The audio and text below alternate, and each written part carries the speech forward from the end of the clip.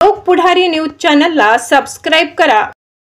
नवापूर शहरातील प्रत्येक मस्जिद बाहेर अखिल भारतीय मुस्लिम personal law board, Jamiat Ulema ए हिंद आणि नवापूर येथील नागरिकांच्या नेतृत्वाखाली वक्फ संशोधन अधिनियम 2024 विरोधात तीव्र निदर्शने काढण्यात आली।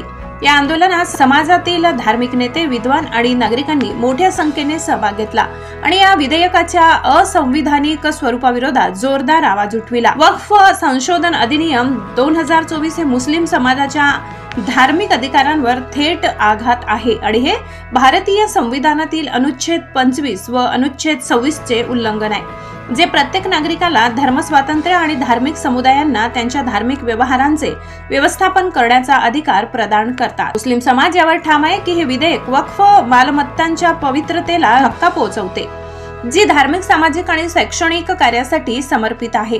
या विधेयकाद्वारे धार्मिक अल्पसंख्याकांच्या घटनात्मक अधिकारांमध्ये हस्तक्षेप केला जात असून देशाच्या सामाजिक व धार्मिक एकतेस धोका निर्माण होत आहे। या निदर्शनादरम्यान मुस्लिम नेत्यांनी इशारा दिला की सरकारने जर मुस्लिम समाजाच्या योग्य मागण्यांकडे दुर्लक्ष केले तर हे आंदोलन आणखी तीव्र आणि आक्रमक पद्धतीने सुरू ठेवले जाईल। आम्ही संविधानाने दिलेल्या हक्कांचा वापर करून न्याय मिळेपर्यंत लढा देण्यास कटिबद्ध आहोत। आम्ही भारत सरकारला आवाहन करतो की वक्फ संशोधन अधिनियम 2024 त्वरित मागे घेण्यात यावे आणि अल्पसंख्याकांच्या घटनात्मक अधिकारांचे संरक्षण करावे।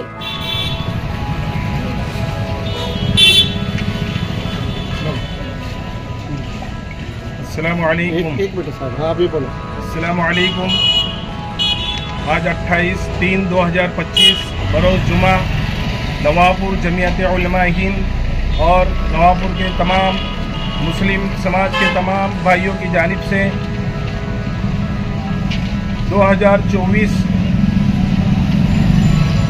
वक्फ जो बिल गवर्नमेंट पास करने जा रही है, हम तमाम की जानिब से उसकी पुरजोर मुखालिफत करते हैं और उसका विरोध करते हैं।